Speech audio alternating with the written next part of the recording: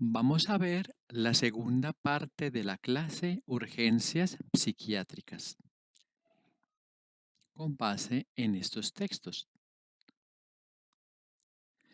Recordemos que una urgencia psiquiátrica es la alteración aguda del pensamiento, emoción o conducta de una persona que lleva un deterioro grave en su funcionamiento previo. Estas son las urgencias psiquiátricas más comunes. Vamos a ver las tres últimas. Observen que tienen que ver con trastornos de ansiedad, así como la primera, el suicidio, está muy relacionada con depresión, las siguientes con trastornos de ansiedad. Crisis de pánico. Crisis de angustia o ataque de pánico es la aparición súbita y temporal de miedo a morir, a enloquecer o a perder el control o malestar intenso más los síntomas concomitantes al miedo. La sensación de falta de aire lleva a hiperventilación y esto a alcalosis respiratoria. Esta alcalosis respiratoria produce síntomas cardiovasculares como aumento en la frecuencia cardíaca, palpitaciones, dolor torácico, sistema nervioso central como mareo, desvanecimiento, síncope, sistema nervioso periférico como parestesias, escalofríos, fogajes, piel, diaforesis, sistema motor, temblor, sistema digestivo, náuseas. Toda esta angustia hace que a nivel mental aparezcan unos mecanismos de defensa que se denominan desrealización o despersonalización. En la primera, la persona piensa que la realidad que está viviendo no es real, sino que es un sueño, y como es un sueño, una pesadilla, pues no es tan grave. O despersonalización, que ella no es ella. Entonces, si esto no le está pasando a ella, sino a otra persona, pues se siente como si no fuera tan grave. Mamá, por favor, que no puedo. Que no puedo. Por favor, que es que me agobia mucho la gente.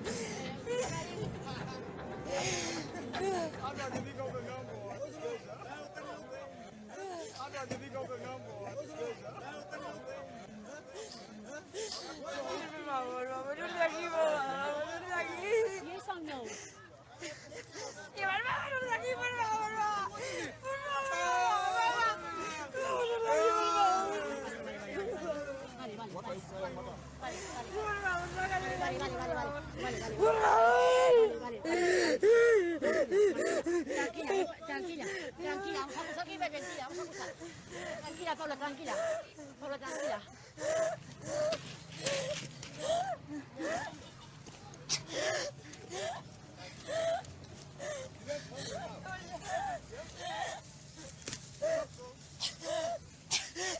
Tranquila, tranquila, tranquila, tranquila, tranquila. ¡Fuera! ¡Fuera!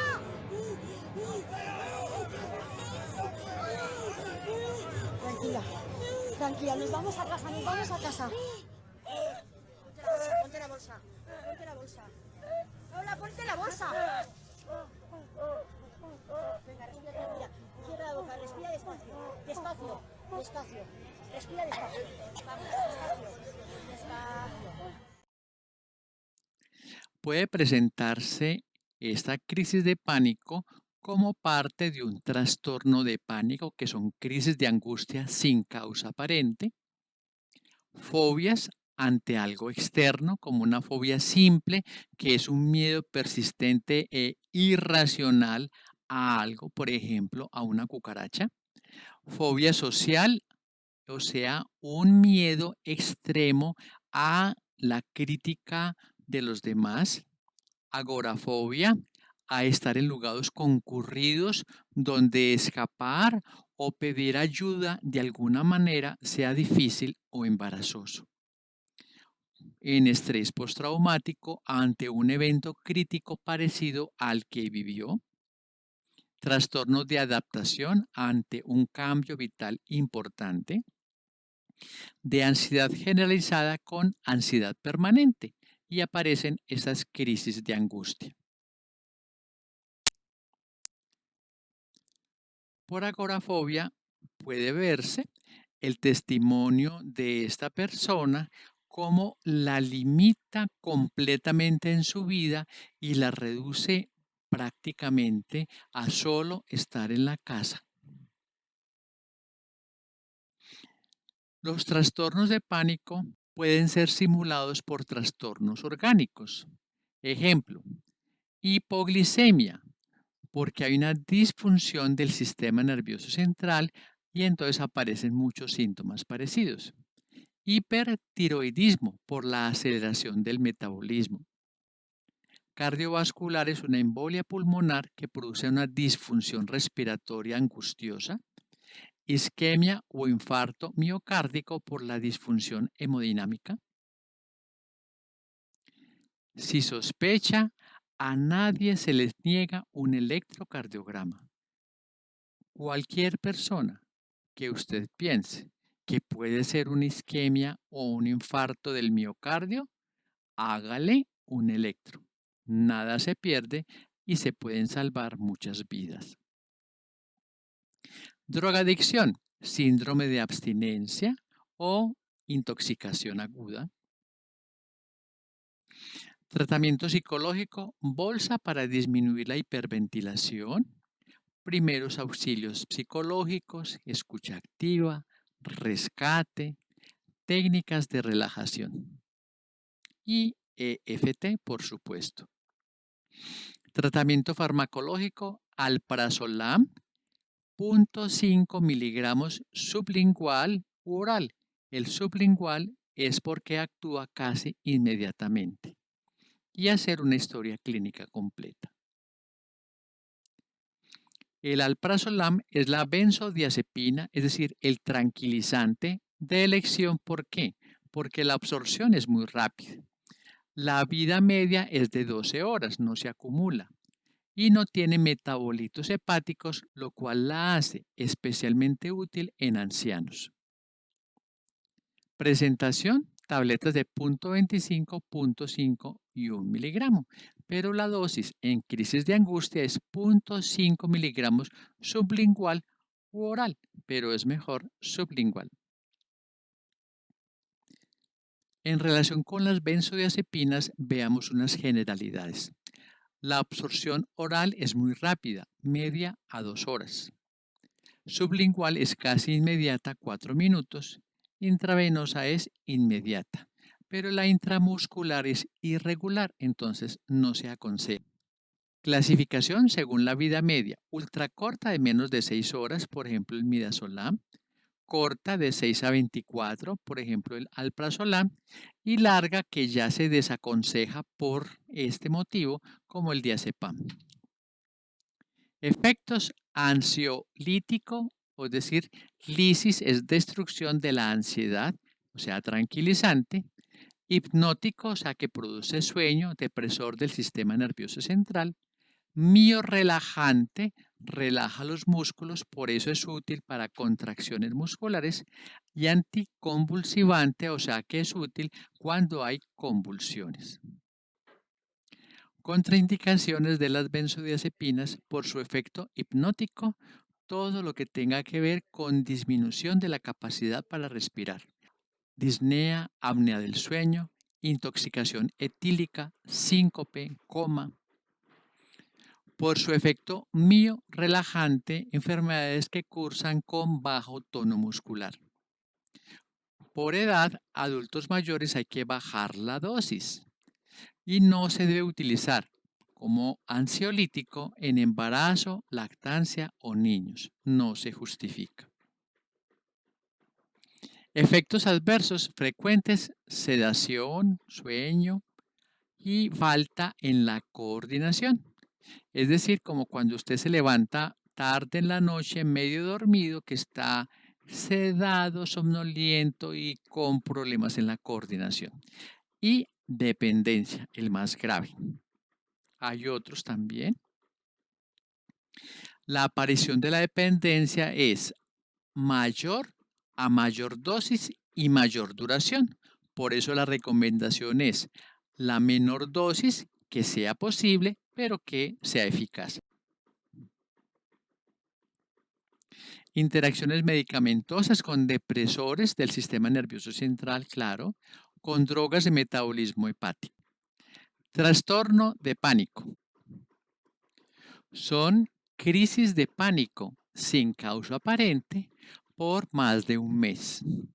Etiología: se considera que puede haber una excesiva sensibilidad neurológica a la ansiedad.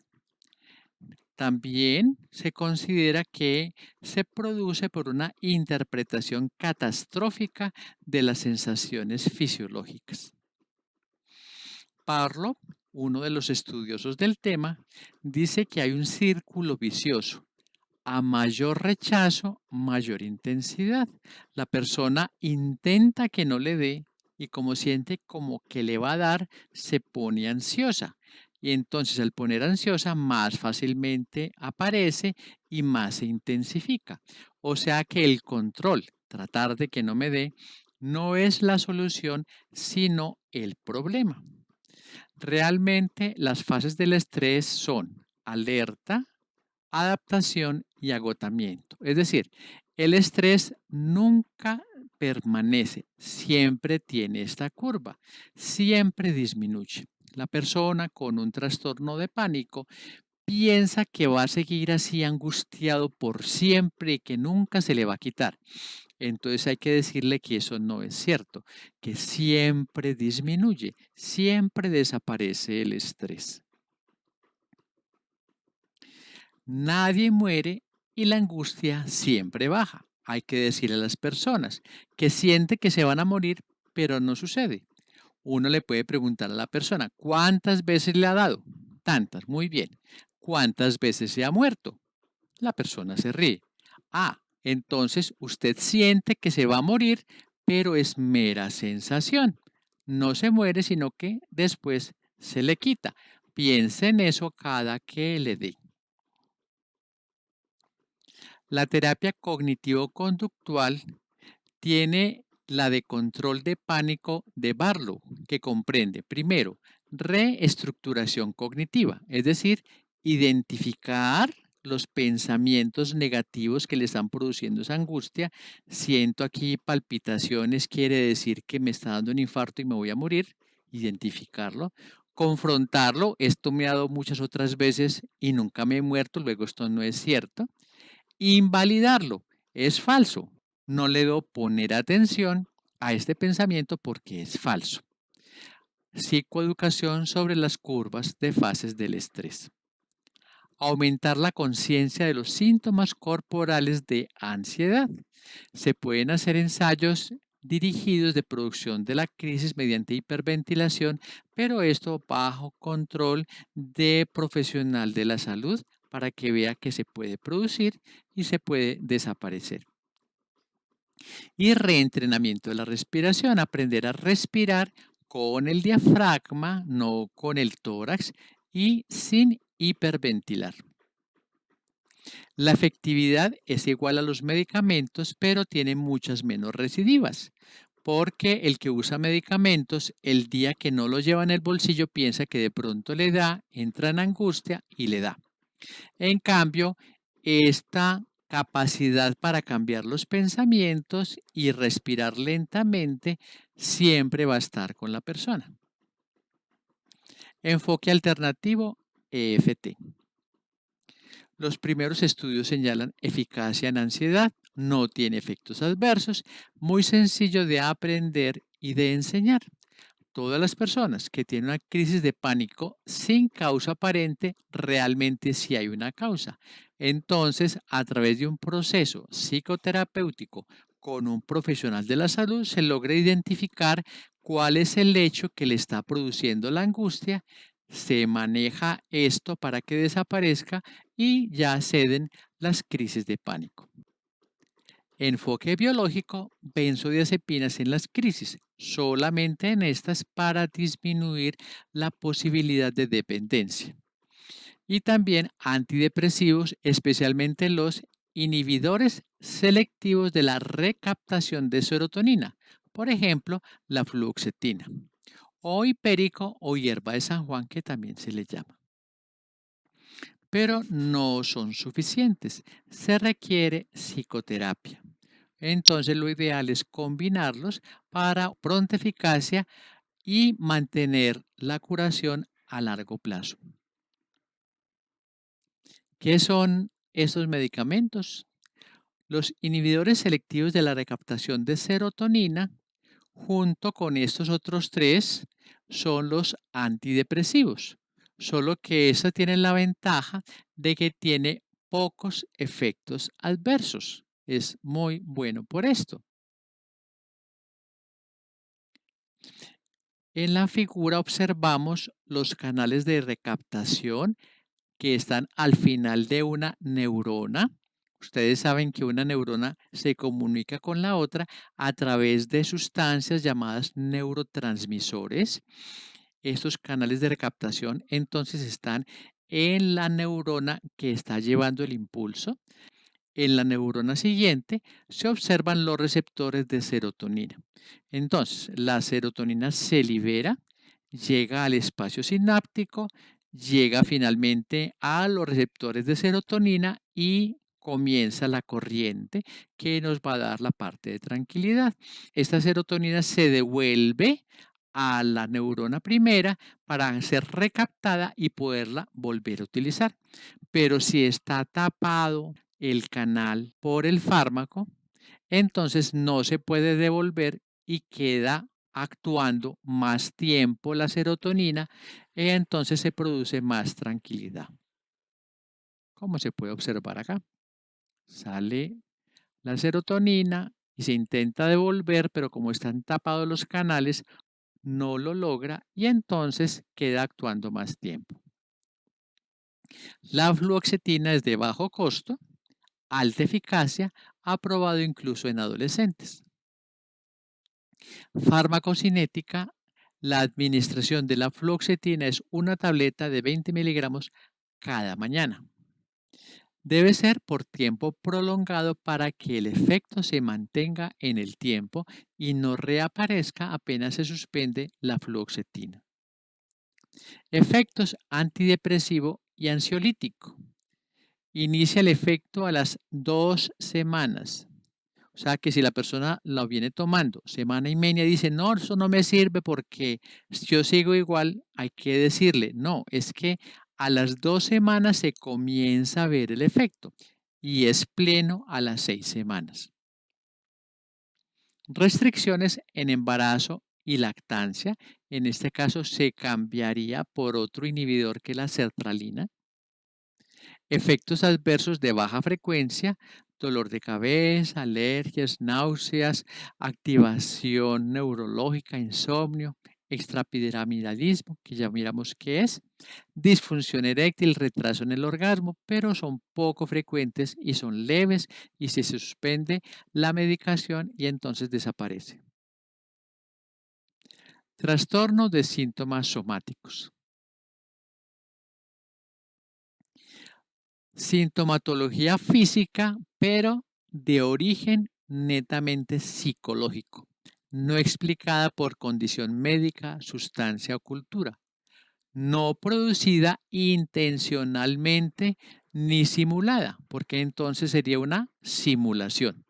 Es decir, no hay una ganancia secundaria consciente, no es que la persona se está haciendo el que está enfermo para que no lo lleven al ejército o se hace el enfermo para que no tenga que hacer las tareas. No, esto es simulación.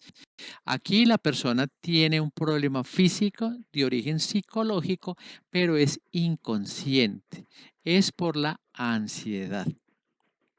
Por tanto, no desprecie a la persona, no está fingiendo. Si usted está ansioso y le da una gastritis y le comienza a doler, entonces usted está simulando que tiene dolor en epigastrio. No lo tiene. Lo que pasa es que está originado por el estrés. Se quita el estrés, se quita la gastritis. Pero entonces no podemos despreciar a una persona con gastritis porque eso es de origen psicológico. Comprenden, según el DSM-5, especialmente el trastorno de conversión, que es la alteración de la función sensorial o motora voluntaria, trastorno de síntomas somáticos, que son síntomas físicos, por ejemplo, dolor, que producen malestar y deterioro, pero que no tienen una causa física clara. Trastorno de ansiedad por enfermedad, que es la preocupación excesiva a padecer o contraer una enfermedad grave. El más común es el trastorno de conversión. Los síntomas más comunes son parálisis o anestesia, pero que no son coherentes con la inervación. Por ejemplo, anestesia en guante, de la mitad del antebrazo hacia abajo. Eso no tiene sentido porque tendrían que estar lesionados los tres nervios que van por ahí simultáneamente y desde ese nivel, lo cual no es posible. Alteraciones dramáticas en la marcha, pero no se cae. Pseudo, falsas, convulsiones, o sea, patrones extraños y sin lesiones, no se golpea al caer como si es una convulsión real. Pérdida de la conciencia, pero al producir un estímulo doloroso, la persona se defiende. Ceguera, pero conserva el reflejo ocular. Afonía, pero con tos sonora, no es capaz de oler o tiene problemas para tragar. Pero esto es debido a la ansiedad que la persona tiene. Por tanto, no es simulación, no desprecia a la persona. Manejo, evaluación inicial, historia clínica completa, tratamiento psicológico inicial, todo lo de primeros auxilios psicológicos o EFT, tratamiento farmacológico, benzodiazepinas si se requiere. Entonces hay que buscar es por qué se está produciendo estos síntomas. Se ha encontrado que muchas veces es personas que están siendo abusadas o maltratadas o tienen historial de esto y no les es permitido contarlo, no tienen forma de expresarlo y entonces se manifiesta de esta manera. Uno comienza a preguntar y encuentra niños que son abusados sexualmente, mujeres que son maltratadas en su hogar y que no lo pueden expresar y entonces el cuerpo se manifiesta de esta manera. Por tanto, no hay que despreciarlas, sino que lo que hay que hacer es tratar de encontrar cuál es la causa y ayudarles a resolver su problema. Con mucho gusto, nos vemos en la próxima clase.